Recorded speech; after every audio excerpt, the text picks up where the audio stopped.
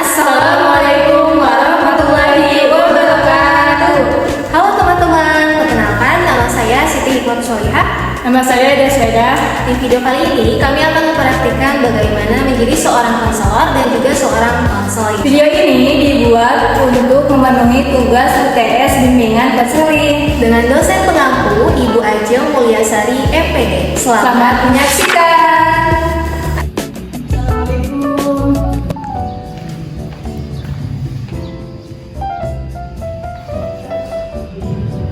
Waalaikumsalam. Selamat siang, dengan Mbak Eda ya? Siang, ya betul. Silahkan duduk, mau duduk di mana? Boleh duduk di mana aja. Mari Mbak, silahkan duduk. Terima kasih Kak. Baik, terima kasih Mbak Eda sudah datang hari ini. Bagaimana keadaan Mbak Eda hari ini? Iya Mbak, jujur saja saya merasa sangat lelah, stres akhir-akhir ini. Terima kasih Mbak Eda sudah terbuka. Bisa Mbak Eda ceritakan lebih rinci apa yang sedang Mbak Eda alami? Saya merasa kewalahan dengan tugas kuliah. Hampir setiap hari deadline. Saya juga sering menunda pekerjaan, jadi tugas menumpuk. Baik, jadi Mbak Eda menghadapi banyak tugas dan deadline yang berdekatan ya, itu pasti melelahkan. Biasanya apa yang Mbak Eda lakukan saat tugas mulai menumpuk?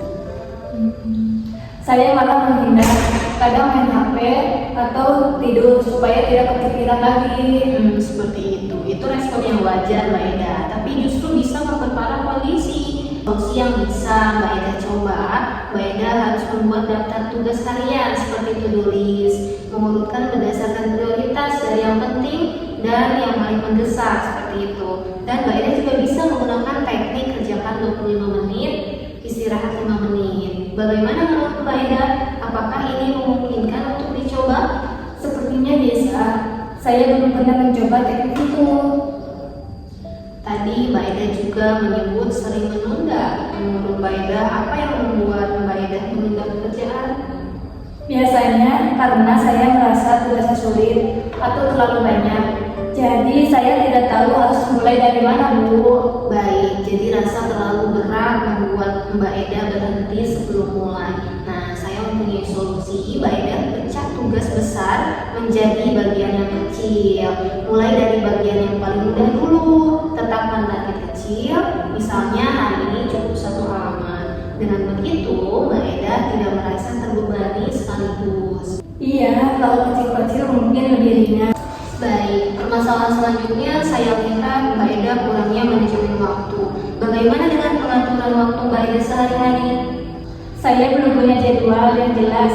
Kadang belajar, kadang tidak, Ibu. Baik, itu juga berpengaruh sekali ya Mbak Eda. Solusi yang bisa dilakukan Mbak Eda membuat jadwal harian sederhana, tidak perlu yang terlalu kaku ya. Tentukan waktu khusus untuk belajar, istirahat dan juga hiburan. Gunakan alarm atau pengingat agar lebih konsisten. Menurut Mbak Eda, kapan waktu yang terbaik untuk belajar? Biasanya pagi hari saya lebih fokus. Bagus, berarti Mbak Eda bisa memanfaatkan pagi hari untuk tugas yang butuh konsentrasi tinggi. Ya, Ibu. Baik Mbak Eda, saya lihat permasalahan yang lain dari Mbak Eda. Mbak Eda mengalami stres dan juga kecemasan.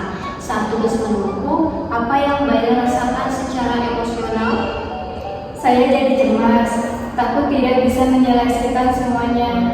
Perasaan itu sangat wajar sekali Mbak Eda. Solusi untuk mengelola stres, Mbak Eda lakukan relaksasi sederhana. Tarik nafas dalam, hembuskan perlahan.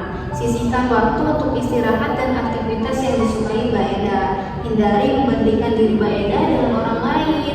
Coba sekarang tarik nafas dalam-dalam. Tarik, tahan selama 4 detik, hembuskan. Iya, rasanya lebih tenang, Ibu. Saya lihat permasalahan yang lain juga Mbak Eda kurangnya motivasi. Apakah Mbak Eda juga merasa kehilangan semangat belajar? Iya, kadang saya merasa tidak termotivasi. Baik, solusinya Mbak Eda ingat kembali tujuan Mbak Eda kuliah itu untuk apa, dan beri juga reward kecil setelah menyelesaikan tugas. Belajar bersama teman agar lebih semangat. Apa tujuan utama Mbak Eda kuliah? Saya ingin membanggakan orang tua dan punya masa depan yang lebih baik. Itu tujuan yang sangat kuat.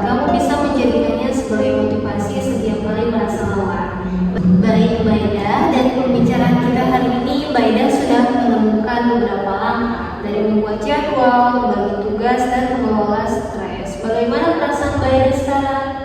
Saya merasa lebih tenang dan punya arah yang jelas. Itu perkembangan yang baik sekali Mbak Eda. Ingat, perubahan tidak harus langsung besar, yang penting konsisten. Baik, saya akan mencoba mulai dari hal kecil dulu. Saya percaya Mbak Eda bisa. Jika Mbak Eda butuh bantuan lagi, jangan ragu untuk datang kembali Mbak Eda. Terima kasih banyak Ibu. Sama-sama